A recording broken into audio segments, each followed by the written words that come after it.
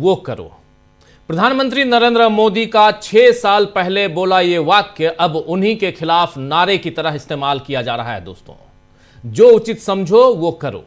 राहुल गांधी ने जो उचित समझो वो करो का ऐसा सियासी इस्तेमाल किया है जिसकी उम्मीद शायद प्रधानमंत्री नरेंद्र मोदी या बीजेपी के किसी को भी नहीं होगी। आज ये नारा संसद भवन परिसर में जबरदस्त तरीके से गूंजा। कांग्रेस के सांसद इसे लगाते रहे, इस नारे को राहुल गांधी यही नारा लगाते रहे। यहां तक कि पत्रकारों ने उनसे सवाल पूछे तो भी राहुल गांधी का यही जवाब आया, जो उचित समझो वो करो। देखिए जरा राहुल गांधी को, सुनिए। जो उचित समझो वही करो। राहुल जी, प्रधानमंत्री जो उचित समझो वही करो। राहुल जी, प्रधानमंत्री कल जिस तरह से तो देखा आपने, बीजेपी इस नारे पर बुरी तरह फंस गई है। एक तरफ वो मोदी की बात को काट नहीं सकती और दूसरी तरफ राहुल के तंज का जवाब भी नहीं दे सकती। आपको बता दूं कि राहुल गांधी सेना के पूर्व प्रमुख जनरल मनोज मुकुंद नरवणे MM नरवणे की किताब से ही जो उचित समझो वो करो का वाक्य उठा कर लाए हैं। इस किताब पर ही पूरे हफ्ते संसद में बवाल कटता रहा और मोदी ऐसे डरे कि लोकसभा में अपना भाषण देने भी नहीं आए। दरअसल नरवणे ने अपनी किताब में दावा किया है कि जब चीनी सेना ने कैलाश रेंज पर कब्जा करने की कोशिश की तो उन्होंने रक्षा मंत्री राजनाथ सिंह से संपर्क किया और रक्षा मंत्री ने प्रधानमंत्री नरेंद्र मोदी से बात की और फिर 2.5 घंटे बाद जवाब दिया कि PM ने कहा है कि जो उचित समझो वो करो। यानी मोदी ने अपनी जिम्मेदारी तब भी नहीं निभाई और अब भी नहीं निभा रहे हैं। राहुल गांधी ने कल शाम को एक ट्वीट किया था। इस ट्वीट को देखिए, जिसमें राहुल गांधी कह रहे हैं कि बस सवालों से इतनी घबराहट, मोदी जी सच्चाई से ऐसा डरे, झूठ की शरण ले ली, खैर जो उचित समझा वही किया। यहां राहुल गांधी तो दिख रहा है कि PM मोदी ने विपक्ष के हाथों में खुद ही हथियार सौंप दिया है। वैसे संसद में मोदी की मुश्किलें कम ही नहीं हो रही हैं। शुक्रवार यानी आज विपक्षी सांसदों ने मकर द्वार पर, ये आप देखिए मकर द्वार है जहां पे अभी विपक्षी सांसदों को आप देख रहे हैं, मकर द्वार पर विपक्षी सांसदों ने सरकार के खिलाफ प्रदर्शन किया। सांसदों ने जो उचित समझो वो करो के नारे लगाए और हाथ में ट्रैप डील लिखे प्ले कार्ड भी, ट्रैप डील, ये प्ले कार्ड भी दिखाए गए। उसको भी दिखाएंगे थोड़ी देर में आपको। इसमें प्रियंका गांधी समेत विपक्षी सांसदों ने तानाशाही नहीं चलेगी जैसे नारे भी लगाए। देखिए जरा, देखिए फुल स्क्रीन जरा ले आइए इसको। फुल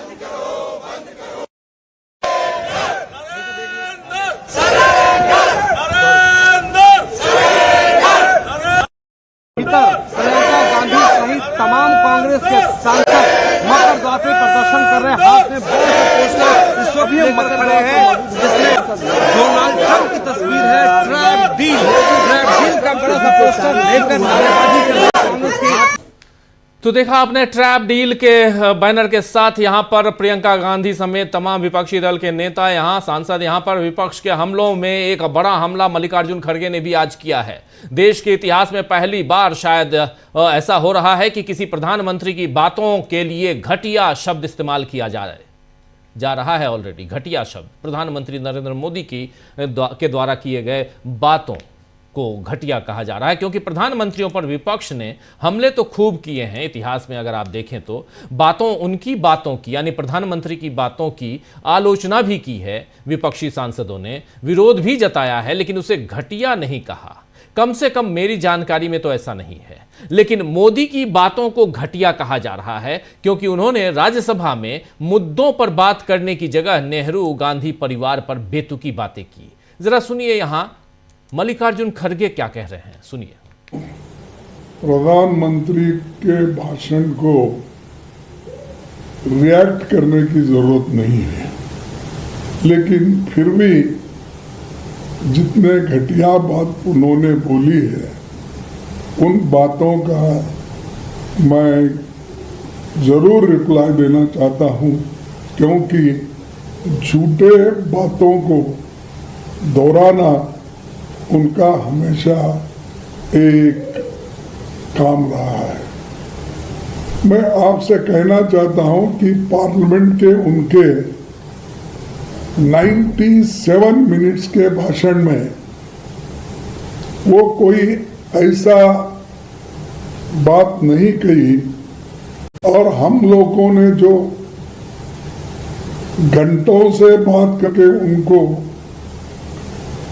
ये जो राष्ट्रपति के अभिभाषण पर वो जो विचार थे वो रखे उनके सामने, एक रिप्लाई भी उन्होंने नहीं दिया। सिर्फ 100 साल का, 75 साल का, 50 साल का बात करते रहे।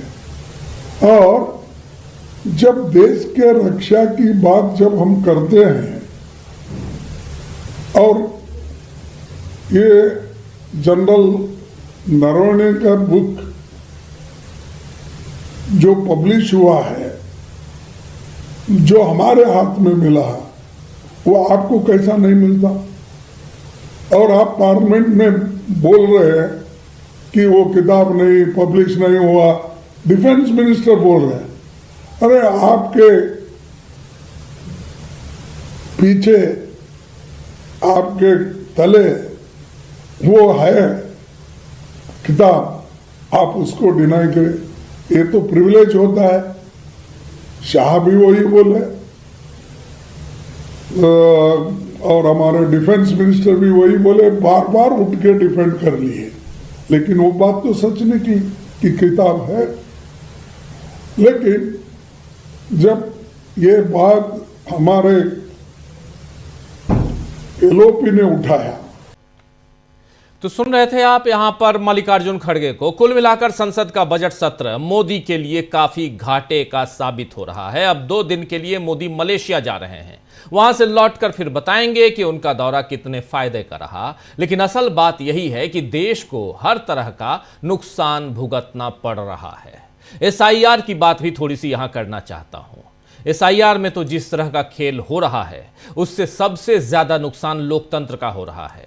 एसआईआर कितनी कमजोर तैयारी के साथ किया जा रहा है, इसका ताजा उदाहरण आपके सामने रखना चाहता हूं। और वो उदाहरण उत्तर प्रदेश से आया है, जहां एक बार फिर दावे और आपत्तियां दर्ज करने की अंतिम तारीख 1 महीने बढ़ाकर 6 मार्च कर दी गई है। और अब अंतिम मतदाता सूची का प्रकाशन 10 अप्रैल को किया जाएगा। चुनाव आयोग ने बताया है कि 27 अक्टूबर को एसआईआर प्रक्रिया शुरू हुई थी।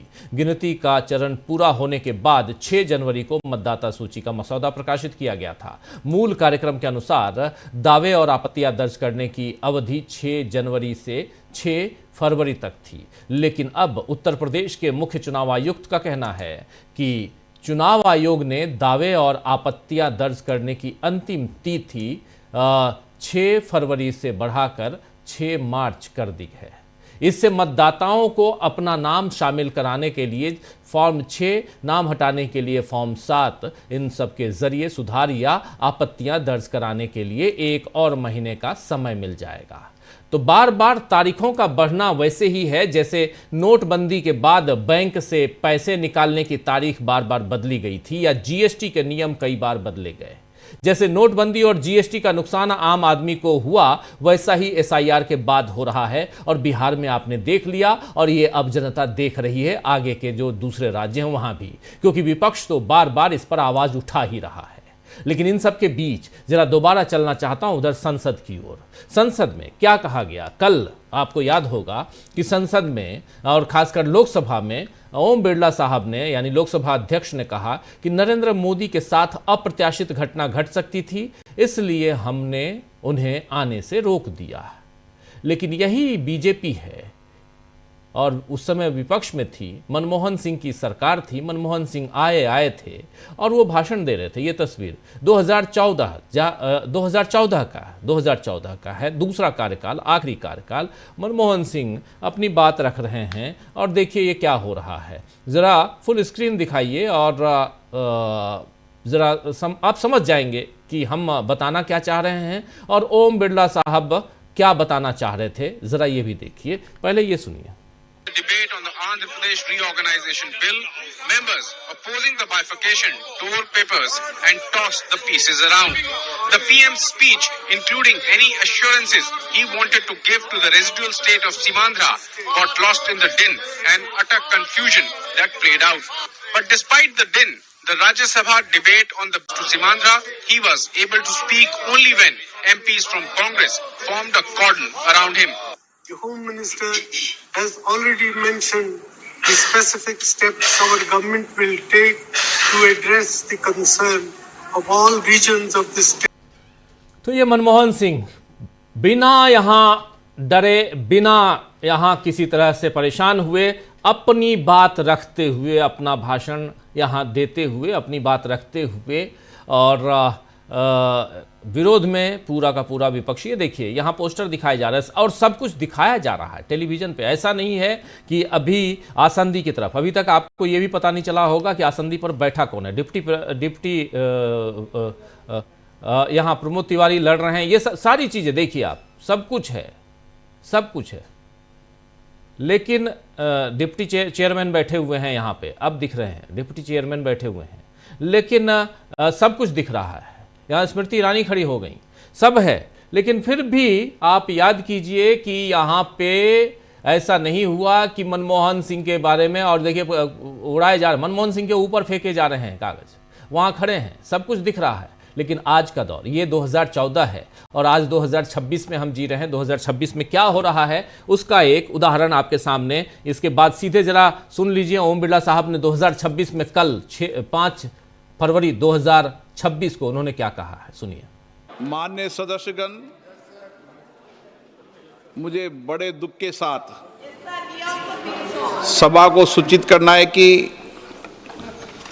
कल इस सम्माननीय सदन के कुछ सदस्यों ने लोकसभा चेंबर में जिस प्रकार का व्यवहार किया, ऐसे दृश्यों का सृजन किया, वो लोकसभा की शुरुआत से लेकर आज तक कभी नहीं हुई। हमारे संसदीय प्रणाली में सदन के सभापति का गरिमा में स्थान हमारे संविधान में ही सर्जित किया है। आज तक इतिहास रहा है कि राजनीतिक मतभेदों को कभी भी सदन के कार्यालय तक नहीं लाया गया। प्रतिपक्ष के सदस्यों ने जो व्यवहार अध्यक्ष के कार्यालय में किया, वो हमारी संसदीय परंपराओं के लिए न उचित था, और तो मैं कहूँगा कि वो एक ब्लैक स्पॉट की तरह था। हम सबको सदन सुचारू रूप से चलाने में सहयोग करना चाहिए। इसके बाद जब सदन के नेता को सम्माननीय महामहिम राष्ट्रपति के अभिभाषण पर जवाब देना था, तो मेरे पास पुख्ता ऐसी जानकारी आई कि कांग्रेस पार्टी के कई सदस्य माननीय प्रधानमंत्री जी के आसन पर पहुंचकर कोई भी अप्रत्याशित घटना कर सकते। ये दृश्य मैंने सदन में देखा भी सही। अगर ये घटना हो जाती तो ये अत्यंत अप्रिय दृश्य देश के लोकतांत्रिक परंपराओं को तार-तार कर देता। इसको टालने के लिए मैंने माननीय प्रधानमंत्री से आग्रह किया कि उन्होंने सदन में नहीं आना चाहिए, और सदन के सभापति होने के नाते मेरी जिम्मेदारी बनती थी कि सदन की उच्च परंपराओं, गरिमाओं को अक्षुण्ण बनाए रखें। सदन के नेता सदन में न बोले, ये सभा के लिए किसी प्रकार के लिए उचित नहीं है। सदन के नेता ने उपस्थित न रहकर मेरे आग्रह को मानकर सदन को अप्रिय दृश्य से बचाया। मैं माननीय प्रधानमंत्री जी को इसके लिए आभार व्यक्त करता हूं कि उन्होंने मेरे सुझाव को माना। आप पोस्टर, पंपलेट लेकर आएंगे तो सदन नहीं चलेगा। आज भी नहीं चलेगा, कल भी नहीं चलेगा। सदन की परंपराओं, गरिमा, सभागार। तो आज भी नहीं चलेगा और कल भी नहीं चलेगा ये कह रहे थे, यानी इन्होंने पहले ही कह दिया कि आज भी हम तो आज तो चलाने नहीं दे रहे हैं, ना ही प्रधानमंत्री को बुला रहे हैं, लेकिन कल भी नहीं चलेगा। लेकिन उदाहरण है, संसदीय परंपरा की दुहाई दे रहे थे यहां ओम बिरला साहब, लेकिन संसदीय परंपरा जो रही है वो सामने है। और उस वक्त विपक्ष में सत्ता पक्ष था, यानी बीजेपी विपक्ष में थी और सत्ता पक्ष में उस समय कांग्रेस पार्टी थी। कांग्रेस पार्टी के प्रधानमंत्री यहां डॉक्टर मनमोहन सिंह ऑलरेडी 10 साल, वो 10वें साल में थे, 2014 की बात है। और देखिए क्या कुछ हुआ, ये आपने देख लिया। लेकिन ये हैं 2014 के, यानी उस वक्त के प्रधानमंत्री, और आज के प्रधानमंत्री नरेंद्र मोदी आते ही नहीं हैं, डर जाते हैं। और इसीलिए यहां पर बार बार विपक्ष कह रहा है और खासकर राहुल गांधी कह रहे हैं कि डर गए। ये देखिए क्या परिस्थितियां यहां पर, ये 2014 की कहानी है जो आप तक पहुंचा रहे हैं। लेकिन तीसरी एक तस्वीर आपके सामने रखना चाहता हूं। आज की तस्वीर है, नरेंद्र मोदी परीक्षा पे चर्चा कर रहे थे। नरेंद्र मोदी के सामने उनको कितना ज्यादा चुनावी फोबिया है उसका उदाहरण आपके सामने, ये देखिए, परीक्षा पे चर्चा। गमछा देख रहे हैं आप, बच्चों को भी क्या गमछा पहनाया है। ये गमछा कहाँ का है आप पता कर सकते हैं। ये गमछा असम का है, असमिया गमछा पहन के आप परीक्षा पे चर्चा कर रहे हैं। ये तस्वीर देख लीजिए, परीक्षा पे चर्चा असमिया गमछा के साथ। लेकिन ये बच्चे सिर्फ असमिया नहीं हैं, ये बच्चे छत्तीसगढ़ के भी हैं, मध्य प्रदेश के भी हैं, गुजरात के भी हैं, अलग अलग जगहों के, पूरे देश के बच्चे हैं। और इनसे परीक्षा पे चर्चा क्या सिखा रहे हैं नरेंद्र मोदी? पॉलिटिक्स सिखा रहे हैं या परीक्षा देना सिखा रहे हैं? तो आइए दोस्तों, आज चर्चा करेंगे क्या अपने फैसलों को सही साबित करने में देश का घाटा कर रहे हैं नरेंद्र मोदी, या घाटा करवा रहे हैं नरेंद्र मोदी। ये देखिए तस्वीरें यार, इसको जरा फुल स्क्रीन ले आइए तो ज़्यादा अच्छा रहेगा, अच्छे से देख लेंगे हमारे तमाम साथी। जरा दिखाइए, दिल्ली, तमिलनाडु, छत्तीसगढ़, गुजरात, ये देखिए असम, सब जगह के बच्चे हैं, सब जगह के बच्चे हैं। लेकिन ये देखिए बच्चों का आपने क्या पहनाया, आप गमछा, ये असमिया गमछा। चलिए आपको सब समझ में आ रहा होगा। चलिए, तनाव दूर करवा रहे हैं नरेंद्र मोदी। चर्चा करते हैं मोदी की मनमानी पर विपक्ष का बड़ा हमला क्या है और कैसे आखिर इन मनमानी के साथ उनके फैसलों को और उन फैसलों से कैसे देश का घाटा हो रहा है। खुद नरेंद्र मोदी अपने इस देश का घाटा करवा रहे हैं और क्या इससे बीजेपी को भी घाटा होगा, उनकी पार्टी को भी घाटा होगा, पर्सनल ही नहीं, पार्टी को भी। चर्चा की शुरुआत करते हैं। हमारे साथ कुछ वरिष्ठ साथी जुड़े हुए हैं, उनसे पहले आपका परिचय करवाता हूं और आगे बढ़ते हैं। देखिए 4 वरिष्ठ साथी हैं। शकील अख्तर जी हमारे साथ सुनील शुक्ला जी हैं, प्रशांत टंडन जी हैं और हमारे साथ डॉक्टर राकेश पाठक जी हैं। आप चारों का स्वागत है, इस्तकबाल है। स्वागत इस्तकबाल अब तमाम दोस्त साथी शुभचिंतक आप सबका, जो अब तक जुड़ चुके हैं उनका भी, जो जुड़ने वाले हैं उनका भी। शकील जी, पहले आपके पास ही आना चाहता हूँ। ओम बिरला साहब तो कल ही बोल दिए थे कि आज भी नहीं चलेगा और कल भी नहीं चलेगा, संसद नहीं चलेगी, नहीं चलेगी बाहर। लेकिन जो नारे हो रहे हैं उसके लिए भी मजाक उड़ाया जा रहा है। ट्रैप डील और ट्रंप डील दोनों के फर्क को बताया जा रहा है। लेकिन आपकी आंखों देखिए, आप जो देख के आए हैं, क्या चल रहा है पर्दे के पीछे? सुबह 11 बजे लोकसभा शुरू हुई और 2 मिनट के अंदर उसको 12 बजे तक के लिए स्थगित कर दी, और 12 बजे हुई तो उसके बाद सोमवार तक के लिए स्थगित कर दी। जैसा कि आपने कहा, पहले ही बता दिया था, सुनाया अभी कि आज भी नहीं चलेगी, कल भी नहीं चलेगी। स्पीकर का काम है संसद चलाना, लोकसभा चलाना, सरकार का काम है लोकसभा चलाना, मगर दोनों चाह रहे हैं कि लोकसभा नहीं चले।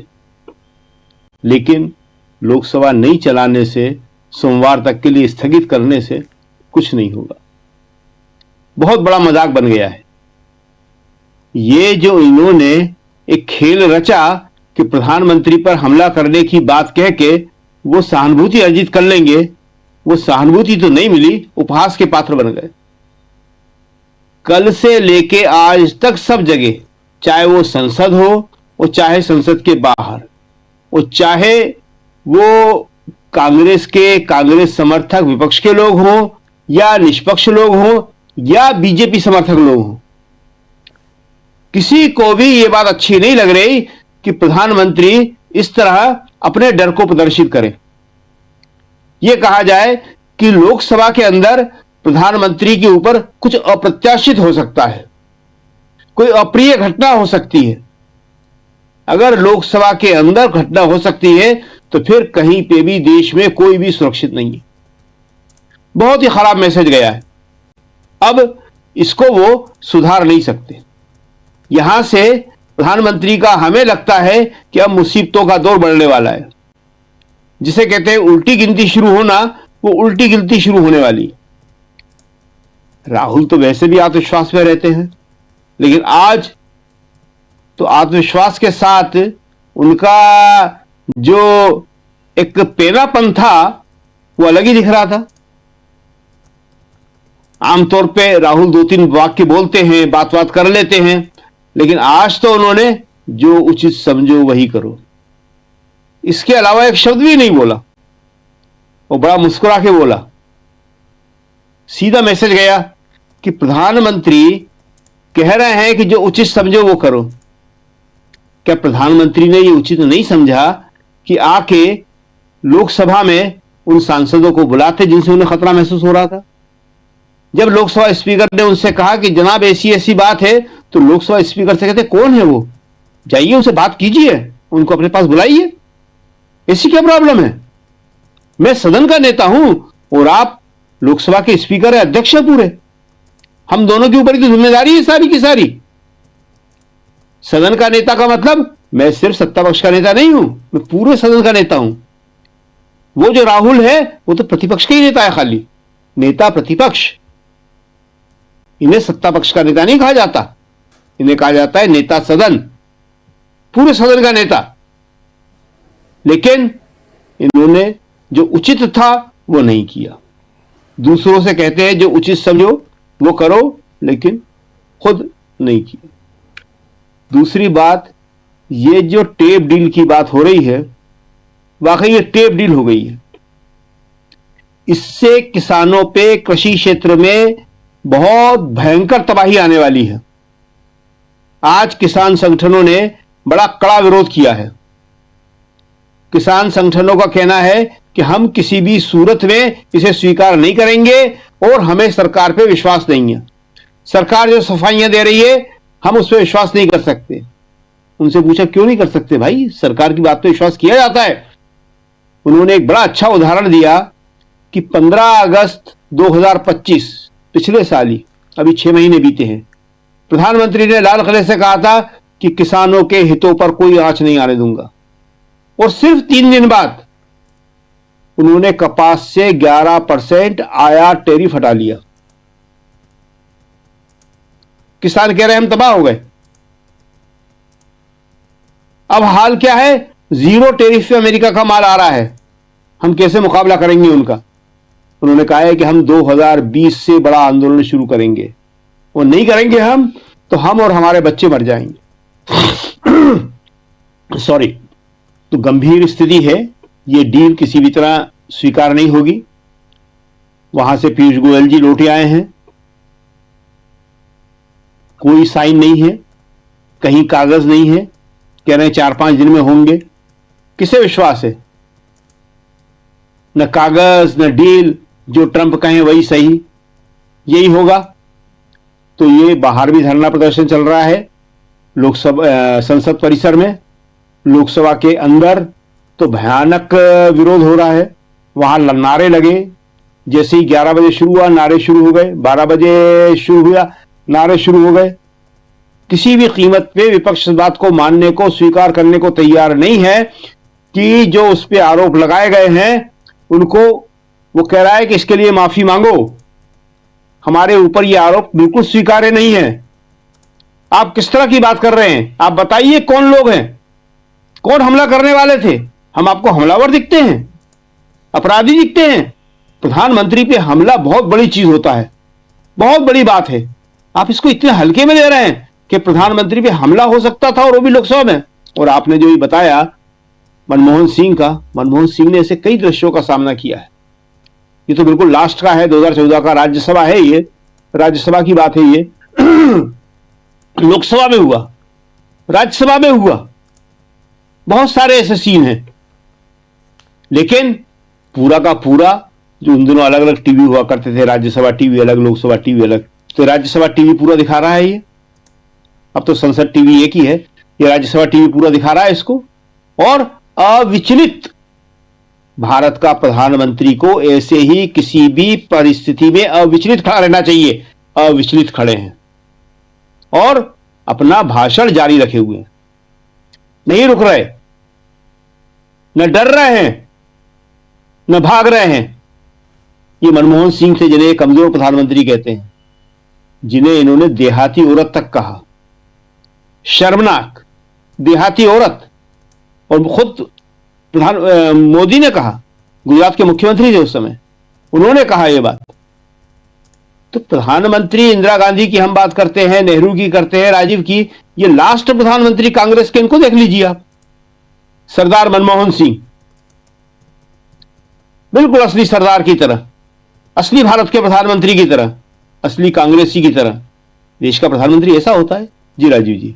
जी बिल्कुल बिल्कुल, आप सही कह रहे हैं। देश का प्रधानमंत्री कैसा होना चाहिए, और जो कुछ आज की तारीख में चल रहा है, जो इतिहास के पन्नों में दर्ज है, कैद है, उन पन्नों को भी अगर आप आराम से इत्मीनान से खोलेंगे, देखेंगे, पलटेंगे, तो आपको समझ में आ जाएगा कि क्या चलता रहा और क्या चल रहा है। तो ये सारी चीज़ें जो हैं वो कैसे आगे बढ़कर अब 2026 में किस दिशा में गई हैं, उसकी बानगी। एक बार जल्दी से आना चाहता हूं डॉक्टर राकेश पाठक जी आपके पास। डॉक्टर साहब, ज़रा आपसे समझना चाहता हूं कि ये घटनाक्रम, और इस घटनाक्रम में इतिहास की दुहाई तो दे रहे हैं, यहाँ पे कल दे रहे थे हमारे लोकसभा अध्यक्ष साहब, लेकिन इतिहास से कुछ और बयां कर रहा है। और ऐसे में जो राहुल गांधी का कहना है, और अब तो एक नारे में तब्दील हो चुका है, जो उचित समझो वो करो, ये कितना आगे जाते हुए आप देखते हैं। और यहाँ क्या सचमुच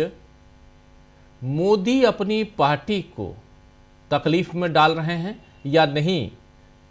मिडिल क्लास जो हमारा है वो बिल्कुल अभी भी मदमस्त है, ये माना जाए, चाहे कुछ भी हो जाए। गलती कांग्रेस पार्टी की है, गलती राहुल गांधी की है, और जैसा कह रहे थे अंदर बैठ के जो भाषण देते हुए बीजेपी के एक नहीं 2-3 सांसदों ने जो भाषण दिया है और कांग्रेस पे बिल्कुल हमला किया, उसके बाद प्रधानमंत्री नरेंद्र मोदी, उनके भाषणों को देखिए, तो क्या उससे बीजेपी को फायदा होगा? मुझे नहीं लगता कि फायदा होगा। अगर पिछले 24 घंटे की घटनाओं का आप आकलन करें तो इस पूरे घटनाक्रम में स्पीकर महोदय ने प्रधानमंत्री की छवि को तार तार कर दिया है। उन्होंने आधिकारिक रूप से यह कहकर कि मैंने उनसे कहा सदन में मत आइए, इसलिए प्रधानमंत्री जी नहीं आए। यानी एक तरह से खुद लोकसभा अध्यक्ष ने साबित कर दिया, पूरे देश को बता दिया कि हमारे देश के प्रधानमंत्री जो विश्व गुरु हैं, 56 इंच का सीना है, वे एक हमले की आशंका, हमला भी शब्द बहुत बड़ा है, उस पर हम जाएंगे अभी आगे, किसी अप्रिय घटना की आशंका से जिस सदन के वे नेता हैं उसमें आने की हिम्मत नहीं जुटा सके। यानी लोकसभा अध्यक्ष ने पूरे देश को यह बता दिया कि प्रधानमंत्री डरपोक हैं। हमें भी बहुत खेद हो रहा है ऐसे शब्दों का इस्तेमाल करते हुए। हम कभी कल्पना नहीं करना चाहते कि हमारे देश का प्रधानमंत्री इतना डरपोक हो कि वो अपने ही सदन में जाने से डरने लगे। इसके बावजूद हम ये मानने को तैयार हैं कि ओम बिरला के पास जो इत्तिला थी वो बिल्कुल पुख्ता थी। हो सकता है उनको आईबी ने, एनआईए ने, रॉ ने सूचना दी हो कि सदन में कुछ अप्रिय हो सकता है। नहीं, उन्होंने मेरा कांग्रेस सवाल का नाम लिया है। कांग्रेस के सांसद अप्रत्याशित घटना का अंजाम दे सकते हैं। आप बिल्कुल बिल्कुल सही कह रहे हैं। बिल्कुल कांग्रेस के सांसद, कांग्रेस के सांसद तो बिल्कुल मैं तो मान रहा हूं सर कि ये पुख्ता सूचना होगी उनके पास। भाई लोकसभा अध्यक्ष अपने कक्ष में बैठे थे या संसद के परिसर में ही थे, वे तो कहीं बाहर गए नहीं। उन्हें किसी ने सूचना दी, तो जिसने सूचना दी वो कोई छोटा मोटा आदमी ऐसा तो होगा नहीं कि दिल्ली एलआईबी का कोई सिपाही आकर दौड़ के बता गया हो स्पीकर को कि माननीय प्रधानमंत्री के साथ अप्रिय घटना करने वाले हैं कांग्रेस के लोग। तो मेरा सवाल यह है कि क्या स्पीकर महोदय ने तब से अब तक संसद मार्ग थाने में कोई रपट दर्ज कराई, लोकसभा के महासचिव ने कोई एफआईआर दर्ज कराई। चलिए अज्ञात कांग्रेस सांसद लिखते, यहां तो ऐसा भी नहीं है ना कि पूरे शहर में मुलजिमों को ढूंढना है। कुल मिलाकर कांग्रेस के 99-100 सांसद हैं। लोकसभा अध्यक्ष या लोकसभा के महासचिव एफआईआर दर्ज कराते तो पड़ताल तो कितनी आसान थी, सिर्फ 100 लोगों में पूछताछ करनी थी, पड़ताल करनी थी, मालूम पड़ जाता कौन हमले की योजना बना रहा था। और आसान तरीका कर दिया। रात को एनडीए के एक प्रवक्ता ने, जो टीडीपी के नेता हैं, उन्होंने और एक सीमित सूचना दे दी कि महिला सांसद प्रधानमंत्री को बाइट कर सकती थी, दांतों से काट सकती थी। कितनी महिला सांसद हैं कांग्रेस की या विपक्ष की, बाकी भी जोड़ लीजिए। उनको थाने ले जाकर पूछते, भैया आप में से कौन कौन बहन जी दांत से काटने वाला था प्रधानमंत्री को, उनको थाने में बंद कर देते, तिहाड़ भेज दीजिए। आईपीसी जब थी तब उसमें अपराध की योजना बनाने की, षड्यंत्र की धारा 120 भी थी। अब भारतीय न्याय संहिता में कुछ और हो गई होगी, उसमें राहुल गांधी को भी मुलजिम बना लेते। चूंकि लोकसभा अध्यक्ष ने ऐसा कोई काम नहीं किया, इसी संसद परिसर में राहुल गांधी के ऊपर कातिलाना हमले का मुकदमा दर्ज हुआ है ना, सांसद सारंगी जी को धक्का देने, attempt to murder leader of opposition ने किया था। यहां तो प्रधानमंत्री पर हमला होने वाला था, एफआईआर क्यों नहीं हुई? यह बहुत चिंताजनक बात है। एक सुझाव मैं आपके जरिए स्पीकर महोदय तक पहुंचाना चाहता हूं। जब एनडीए के प्रवक्ता को यह मालूम है कि महिला सांसद प्रधानमंत्री को दांतों से काट सकती थी, तो भविष्य में लोकसभा के नियमों में, उसके प्रोटोकॉल में एक व्यवस्था और कर दी जाए। हमारे गांव देहात में जानवरों के मुंह पर एक मुसीका बांध दिया जाता है, उसको मुसीका कहते हैं। आपने देखा होगा, एक जालीदार एक तरह से वो मास्क होता है, जिसके चलते वो जानवर कोई चर नहीं पाता, किसी चीज काट नहीं पाते, बाइट नहीं कर पाए। जी, तो भविष्य में कभी महिला सांसद या पुरुष सांसद भी, सबके मुंह पर मुसीका बांध दिया जाए, ऐसी व्यवस्था कर दी जाए। अगली बार जब सदन बैठे तो सारे विपक्ष के सांसदों के मुंह पर वो मुसीका बंधा होना चाहिए। लेकिन हास प्रयास से इतर ये बेहद चिंताजनक घटना है कि देश के प्रधानमंत्री को सदन के भीतर असुरक्षित बताया जा रहा है। जिनके रहते पूरा देश सुरक्षित था, 500 साल बाद हिंदू हृदय सम्राट प्रधानमंत्री बना है, वो अपने ही घर आंगन में, अपने ही चौतरा पर खड़ा करने की हिम्मत नहीं जुटा पा रहा, खड़े होने की उसकी इतनी हिम्मत नहीं हो रही। जिस परिसर का मुखिया है वो वहां आकर खड़े हो जाए, कुर्सी पर बैठकर 4 लाइन बोल दे, तो देश कितना असुरक्षित होगा। अभी सोशल मीडिया पर कहीं पढ़ रहा था, लोगों ने कहा कि जिस देश का प्रधानमंत्री असुरक्षित है वो भी संसद भवन में, वहां बांग्लादेश की टीम कैसे क्रिकेट खेलने आ सकती है? बांग्लादेश के क्रिकेटरों की चिंता वाजिब है, उनका डर वाजिब है। तो आपका ये जो सवाल है कि जो हमारा मध्यम वर्गीय समाज है, देश का जो बाकी का तबका है, क्या उस पर इसका कोई असर पड़ेगा? मेरा मानना यह है, अंधभक्तों को छोड़ दीजिए। बाकी इस देश में अब कोई ये मानने को तैयार नहीं होगा कि सचमुच में कोई प्रधानमंत्री पर हमला कर सकता है। इस देश ने तो वो प्रधानमंत्री देखे जिन्होंने अपने सीने पर बेशुमार गोलियां खाई।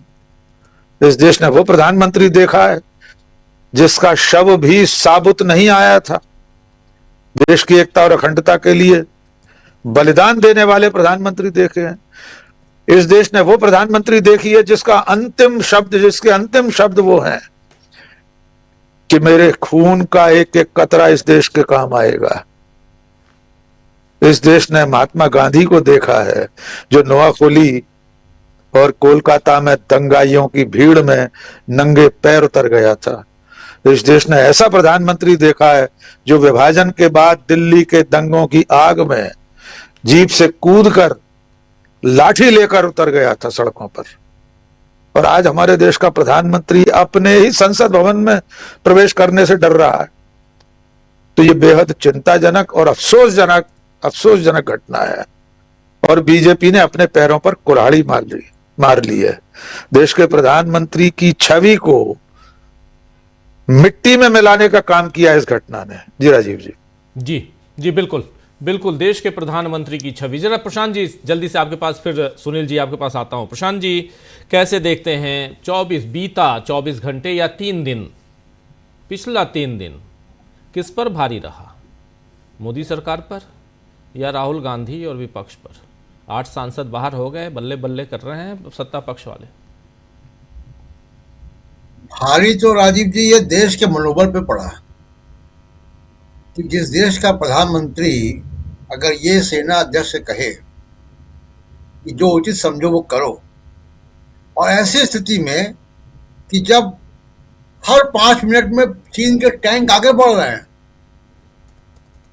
सेना चीफ का फोन बज रहा है, उनके लोग बता रहे हैं कि यहां तक पहुंच गए टैंक, उसके पीछे सैनिक भी हैं और वो फोन कर रहे हैं और उनसे कहा जा रहा है कि जो उचित समझो वो करो। मैं जरा 2 घटनाएं बताता हूं जब पिछले प्रधानमंत्रियों ने ये नहीं कहा। एक जनरल के.बी. कृष्णा राव थे सेना अध्यक्ष, जब इंदिरा गांधी 1980 में जीत कर आई। उन्होंने चाइना के थ्रेट को देखते हुए एक प्लान बनाया, उसका नाम रखा ऑपरेशन फॉल्कन। ऑपरेशन फॉल्कन में लद्दाख से लेकर अरुणाचल और नॉर्थ सिक्किम तक सेना के एडवांस डिप्लॉयमेंट की योजना थी। वो प्लान उन्होंने इंदिरा गांधी से डिस्कस किया और उसके बाद उन्होंने कहा कि देखिए ये अगर हम लागू करेंगे तो चीन इससे बहुत सख्त नाराज होगा, हो सकता है कि वो युद्ध जैसी स्थिति बनाए। इंदिरा गांधी ने क्या कहा जनरल कृष्णा राव से इंदिरा गांधी ने कहा कि आप आगे बढ़िए, चीन को अगर आगे बात बिगड़ेगी तो मैं संभालूंगी। उन्होंने जनरल के.बी. कृष्णा राव से ये नहीं कहा कि जो उचित समझो वो करो। अब मैं मनमोहन सिंह के समय की बात बताता हूं। चाइना का थ्रेट मनमोहन सिंह के समय भी शुरू हो गया था और उस वक्त डॉक्टर मनमोहन सिंह के समय 2010 की बात बता रहा हूं आपको, 2 नए माउंटेन डिवीजन रेज किए गए 35, 36, 40 हजार सैनिकों के साथ, जिसमें टैंक और बाकी सारे सामान, नागालैंड में और असम में। और वो नए जो 2 नए डिवीजन बने, वो 56 माउंटेन डिवीजन और 71 माउंटेन डिवीजन, वो चीन के थ्रेट को देखने के लिए बनाए गए। उसके अलावा एक सबसे ऊंची एयर स्ट्रिप बनाई गई जहां पे AN-32 उतर सकता है और अब वहां पे हरकुलिस भी उतर जाता है। मैं जानना चाहता हूं राजीव जी ये कि प्रधानमंत्री अगर बताएं संसद में कि चीन का थ्रेट उनके समय में मैक्सिमम हुआ, हाल फिलहाल के वर्षों में उन्होंने क्या किया, कौन से ऐसे कदम उठाए, और जब सेना को जरूरत है तो आप ये कह रहे हैं कि जो चीज समझो वो करो। तो भारत की छवि और खासकर प्रधानमंत्री की छवि जो है वो बहुत खराब हुई है इसमें, और एक कमजोरी दिखाई देती है कि जो सेना का नेतृत्व कर रहा है, जिसको जो पॉलिटिकल लीडरशिप है वो कमजोर है, और इसका सीधा संदेश चीन को गया। इसीलिए चीन की इतनी हिम्मत बढ़ती है, पिछली सरकारों में उसकी इतनी हिम्मत नहीं होती थी। तो ये प्रधानमंत्री का ये कहना, और उसका आप देखिए तस्दीक कहाँ से मिल रही है। आप सेना के चीफ को तो कह रहे हो, राजनाथ सिंह से कहलवा रहे हो कि जो उनको उचित समझे वो करें, यही काम आपने ओम बिरला को कह दिया कि जो उचित समझो वो करो, हम लोकसभा में नहीं आएंगे। पुख्ता जानकारी की बात की है बिरला जी ने, तो ओम बिरला जो पुख्ता जानकारी की बात कर रहे, तो क्या यही बात थी कि महिलाएं दांत काट सकती हैं? कितना शर्मनाक और कितना मूर्खतापूर्ण बहाना है ये, और कितना इंसल्टिंग है, कितना अपमानजनक है महिला सांसदों के लिए। जिनको 10 लाख 12 लाख वोट देकर वहां के लोगों ने, जनता ने चुनकर भेजा है और उनको अपनी बात रखने का, अपने कंस्टिट्यूंसी की बात रखने का, अपनी पार्टी की बात रखने का पूरा अधिकार है। उनको चुन के जनता ने भेजा है। उनके लिए आप ये कह रहे हो कि दांत काट सकती थी ये? वो दांत काटने वाली महिलाएं हैं, वो क्या अपराधी हैं? और अभी आपने फुटेज दिखाई डॉक्टर मनमोहन सिंह के समय, हम लोग उस वक्त पार्लियामेंट देखते थे, कवर करते थे, आए दिन ये होता था। और आज भी 24 दिन तक लगातार 2G मामले पे संसद को में अवरोध पैदा करने का रिकॉर्ड बीजेपी के हाथ में है।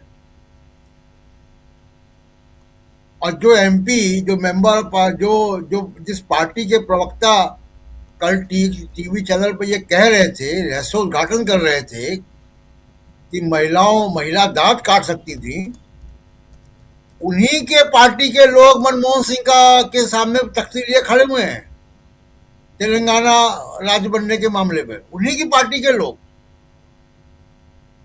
जी। तो ये एक बिल्कुल नए प्रकार का पॉलिटिकल डिस्कोर्स है, जिसमें कि बहुत ही कायरता और अपने ही सांसदों को, अपने ही देश के मेंबर पार्लियामेंट्स को इतनी अपमानजनक बात कहना, महिलाओं को अपमानजनक बात कहना, ये दांत काट सकती थी प्रधानमंत्री के। ये तो आपने, अब जैसे अभी आपने चर्चा की कि मिडिल क्लास, अभी इनको दम इसी बात का है कि मीडिया इनके हाथ में है और कॉर्पोरेट को आप फायदा दिलवा देते हो, लेकिन कब तक चलेगा ये? अभी शक्ति जी ने कहा कि उल्टी शुरू हो गई है और प्रधानमंत्री ये सब करके अपना नैतिक अधिकार तो खो चुके हैं। जी बिल्कुल आप सही SIR में बात करेंगे। जी बिल्कुल बहुत महत्वपूर्ण है।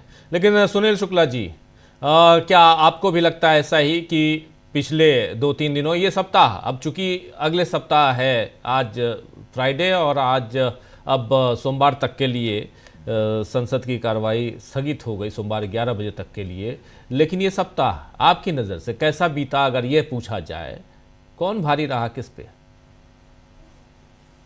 धन्यवाद राजीव जी। कल लोकसभा अध्यक्ष के उस वक्तव्य को सुनने के बाद मुझे यह लगने लगा कि अगर यह सरकार उस समय रही होती जिसमें तेलंगाना राज्य बनाने का विधेयक पास हो रहा था लोकसभा से, क्या दृश्य था उस समय और प्रधानमंत्री जी क्या करते? एक ऐसी स्थिति, उसमें यह तक आरोप लगे थे कि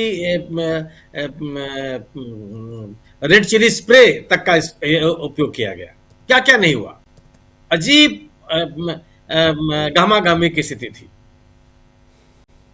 उससे भयावह, उससे बदतर स्थिति तो आज अभी नहीं दिखाई पड़ी कभी।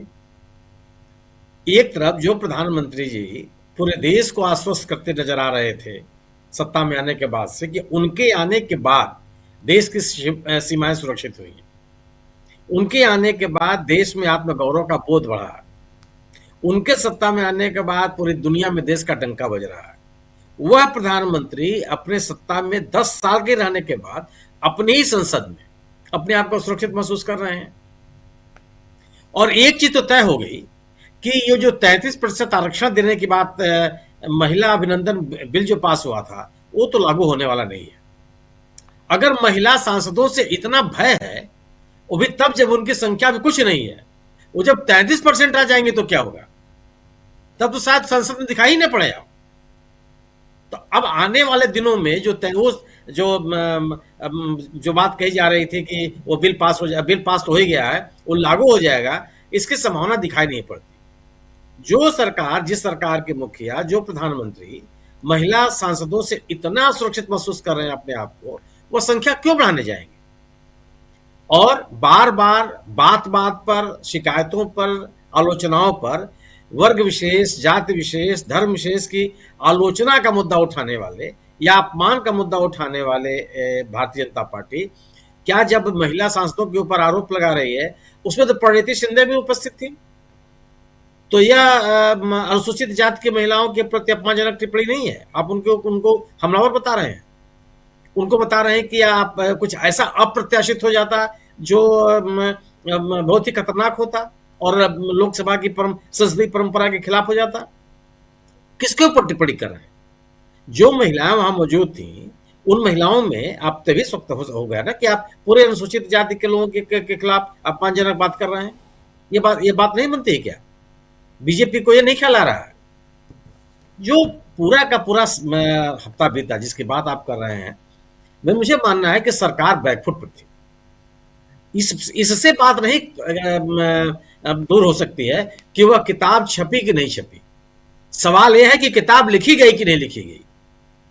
लेखक कहता है कि नहीं कहता है कि हमने किताब लिखी है। छपना न छपना यह महत्वपूर्ण नहीं है, उसका लोकार्पण होना न होना यह भी महत्वपूर्ण नहीं है। सवाल यह है कि तत्कालीन थल सेना अध्यक्ष ने वह किताब लिखी है या नहीं लिखी है। उन्होंने तो कभी मना नहीं किया।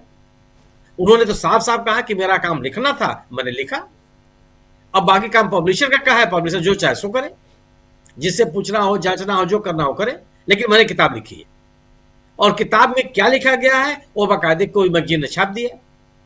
एक इस देश के एक प्रतिष्ठित न्यूज एजेंसी ने उसका समीक्षा रिलीज कर दी। तो किताब तो अस्तित्व में है, लिखा तो गया ही है। जो बात लिखी गई उस बात को लेकर के विपक्ष के नेता ने जो सवाल पैदा किया, स्वाभाविक सी बात है कि वो गंभीर विषय है। अगर देश की सीमा पर वो लगातार चीनी टैंक बढ़ते चले आ रहे हैं, वो रुके नहीं थे, वो विश्राम नहीं कर रहे थे, वो लगातार बढ़ते चले आ रहे थे। और जिन लोगों के नाम है, थल सेना अध्यक्ष, रक्षा मंत्री, राष्ट्रीय सुरक्षा सलाहकार बिपिन रावत साहब, इनके बीच कोई जब ये आपस में बात करते हैं तो बीच में कोई नहीं होता।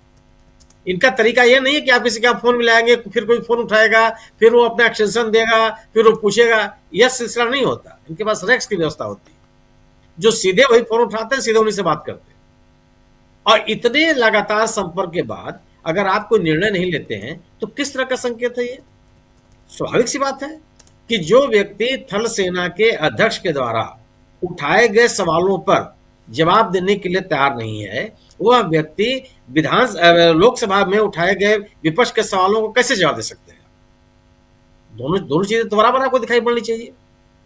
वह भी कठिन स्थिति थी। एक मजबूत निर्णायक, एक मजबूत आत्मबल का व्यक्ति निर्णय ले सकता था कि हम क्या करेंगे, हमें किस सीमा तक जाना चाहिए। हम अपनी सेना के साथ खड़े हैं और पूरी मजबूती के साथ खड़े हैं। थल सेना अध्यक्ष को इस बात का बोध नहीं होना चाहिए कि वो अकेले हैं, जो उन्होंने अपनी किताब में लिखा हुआ है। इससे शर्मनाक बात क्या हो सकती है कि अगर राजनीतिक नेतृत्व अपने थल सेना अध्यक्ष को यह एहसास करावे कि वो अकेले हैं, थल सेना अध्यक्ष को यह एहसास होने लगे कि उसके हाथ पर एक गर्म आलू रख दिया गया, जिसको न फेंक सकता है, न खा सकता है, न कुछ कर सकता है, क्या स्थिति बनेगी? अब जब इस तरह से विपक्ष ने घेर लिया, स्वाभाविक से पूरा हफ्ता विपक्ष के नाम रहा है। आप सदन की कार्रवाई न चलने दें, आप यह कहते रहें कि विपक्ष के नेता ऐसी चीज का उल्लेख कर रहे हैं जो अस्तित्व में ही नहीं है। कौन स्वीकार करेगा इसको? आप राष्ट्रपति के अभिभाषण का जवाब देने के लिए उपस्थित ना हो, राष्ट्रपति के भाषण पर विपक्षी दलों के नेता अपनी बात न रखें, इससे गंभीर आलोचना सरकार की क्या हो सकती है? और यह बात स्वीकार करते हुए प्रधानमंत्री नजर आते हैं, जो अगर आप 1.5 घंटे का भाषण आप सुन लीजिए जो उन्होंने राज्यसभा में दिया। किस बात के लिए आप प्रधानमंत्री आते हैं जवाब देने? कि राष्ट्रपति के अभिभाषण पे जो बात विपक्ष के नेताओं ने उठाई है या समाज के किसी कोने से उठी है, उसका जवाब दें। उनको आश्वस्त करें कि राष्ट्रपति ने जो बातें कही हैं वो तर्कसंगत हैं, या जो विपक्ष या सिविल सोसाइटी या विद्वान लोग कह रहे हैं उसके अनुसार उसमें संशोधन होगा। प्रधानमंत्री जी या तो 1947 की बात करते हैं या 2047 की बात करते हैं। बीच में तो कोई सत्र आता ही नहीं है। वो जवाहरलाल नेहरू की बात करेंगे, फिर वो इंदिरा गांधी की बात करने लगेंगे, फिर अपने कब्र की बात करने लगेंगे। आज जो देश के सामने है उसकी बात वो नहीं करेंगे। तो जो सवाल विपक्ष ने उठाया, और अगर प्रधानमंत्री के पास उन चीजों का जवाब नहीं है, तो स्वाभाविक सी बात है कि विपक्ष एकदम आगे है। अगर आप क्रिकेट के शब्दावली में कहा जाए कि गेंदबाज के जो गेंद फेंकी जा रही है उसको आप खेल नहीं पा रहे हैं, तो स्वाभाविक सी बात है कि आप बैकफुट पे हैं और आप किसी भी समय आउट हो सकते हैं। आपको समझ भी नहीं आ रहा है कि बाल किधर जा रही है। आप सवाल इस विपक्ष ने तो इस सरकार की क्रेडिबिलिटी पर सवाल पैदा किया, इस बात पर सवाल पैदा किया है कि यह सरकार देश की सुरक्षा के प्रति कितनी गंभीर है। राजनीतिक नेतृत्व निर्णय गंभीर स्थितियों में निर्णय लेने में कितना सक्षम है, कितना सक्षम नहीं है, और इस किसी प्रश्न का जवाब नहीं दिया। आज देश में सबसे बड़ी चर्चा हो रही है कि जो आप डील कर रहे हैं अमेरिका के साथ, वो डील भारतीय किसानों के हक में है कि नहीं है। 2%, 3% आप किसको बेवकूफ बना रहे हैं? जो लोग व्यापार करते हैं, जो लोग आयात निर्यात पर निगाह रखते हैं, इस देश का आम आदमी भी जानता है कि इस देश के साथ जो व्यापार था अमेरिका का, उसमें 2%, 3%, 2.5% की टैरिफ लगती थी।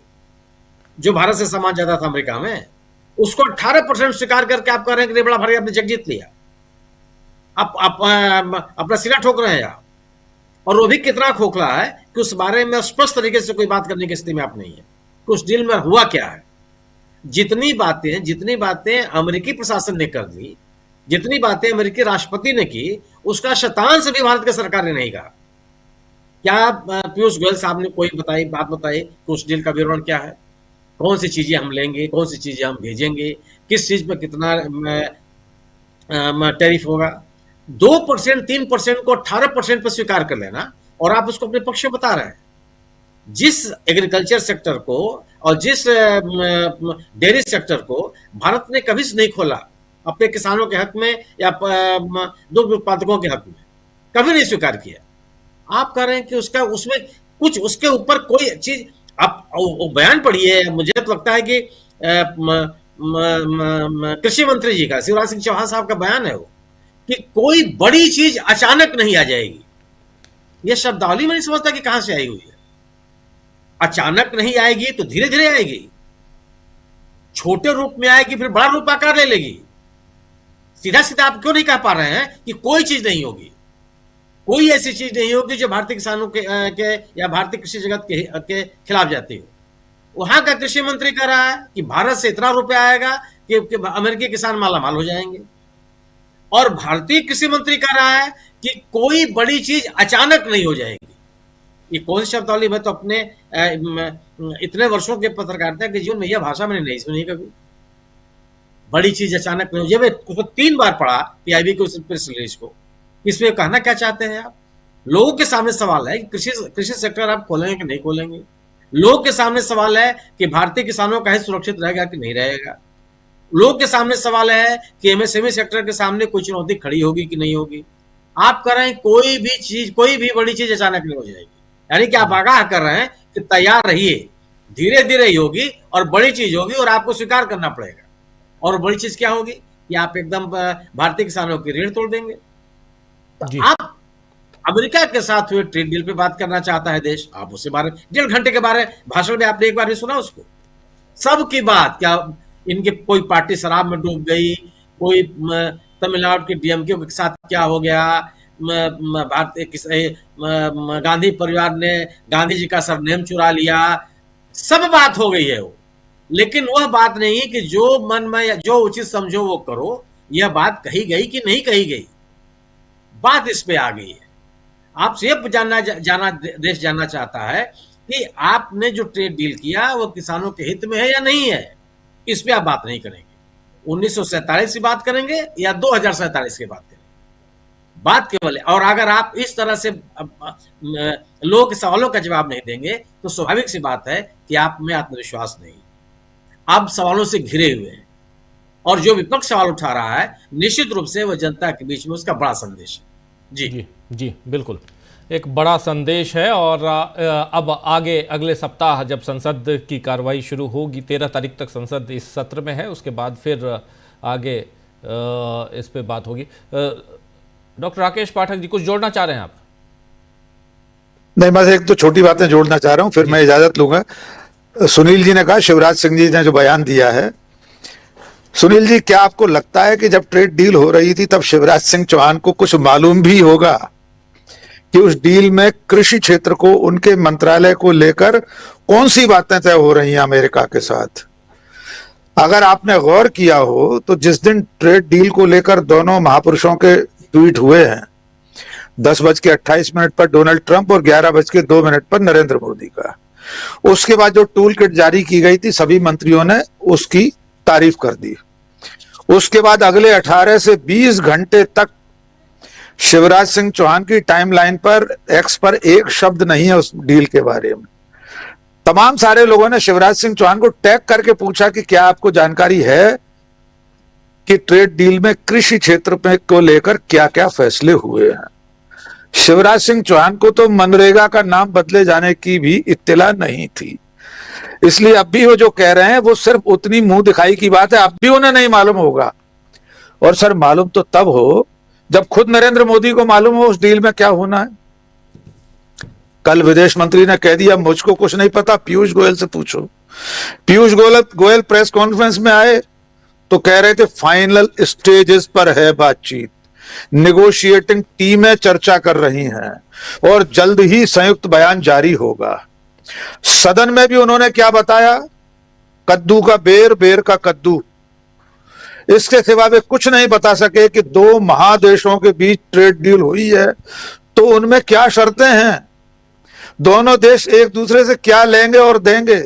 जो बताना था वो दुनिया के दरोगा ने एक तरफा बता दिया। प्रधानमंत्री ने अपने ट्वीट में 18% वाली बात के सिवा एक शब्द नहीं लिखा है सर। तो ये ट्रेड डील वैसी ही लागू होगी जैसी डोनाल्ड ट्रंप ने कही है। क्या प्रधानमंत्री, विदेश मंत्रालय, वाणिज्य मंत्रालय एक लाइन का जवाब दे सका कि $500 बिलियन का माल हम नहीं खरीद पाएंगे महाराज, हम तो $45 बिलियन का कारोबार करते हैं एक साल में, 500 बिलियन के लिए 20 साल लगेंगे। तो इस तरह की डील भारत को अमेरिका का उपनिवेश बनाने की कोशिश जैसी है। इसलिए आइंदा ऐसी किसी डील पर किसी मंत्री से कोई सवाल पूछना बेमानी है।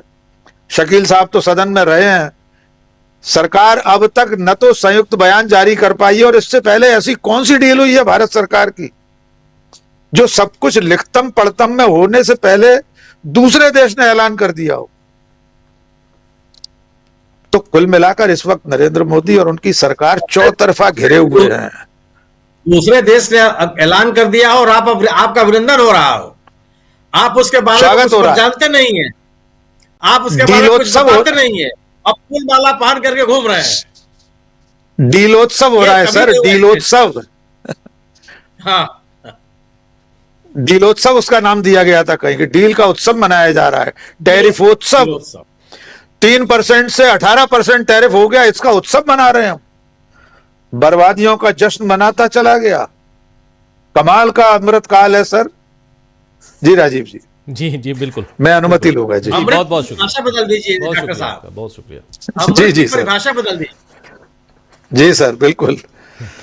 जी शकील जी, ये जो डीलोत्सव है या डील की बात है और यहाँ ट्रैप डील की बात चल रही है, इसको लेकर सदन के अंदर, सदन के बाहर क्या चल रहा है? और सत्ता पक्ष के सांसदों से भी आपकी बात होती होगी, सत्ता पक्ष विपक्ष, और ये बात कहां तक जाने वाली है? और आखिर ये डील की घोषणा, संयुक्त बयान कब जारी होने जा रहा है, इस बारे में कोई बातचीत है क्या? को नहीं मालूम सिवाय ट्रंप के। जब मंत्री खुद कह रहे हैं पीयूष गोयल कि उन्हें नहीं मालूम, 4 दिन लग सकते हैं, 5 दिन लग सकते हैं, 1 हफ्ता भी लग सकता है।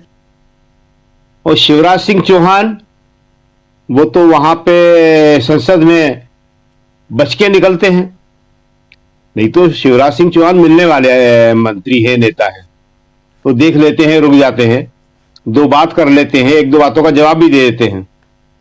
मैं जब से डील हुई है वो सबसे बचते घूम रहे हैं। वो क्या कहेंगे? वो किसी को कुछ नहीं मालूम, खाता न बही, जो ट्रंप कहे वही सही, इसके अलावा और कुछ भी नहीं है।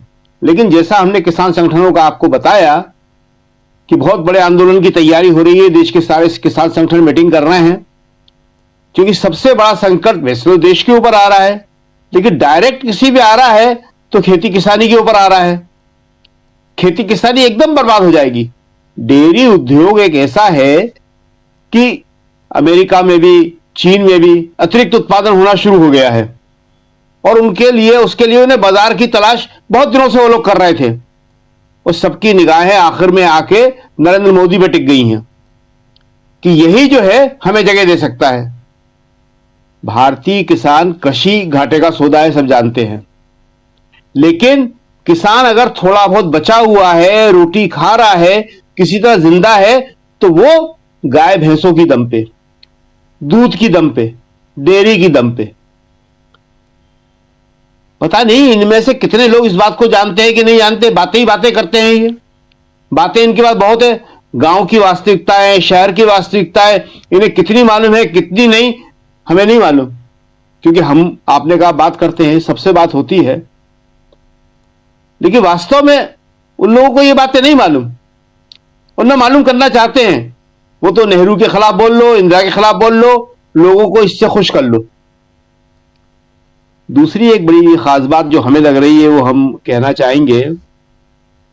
देखिए, ये उचित समझो वाली जो बात है, तो इस समय जो हमें उचित लग रहा है हम वो कहेंगे।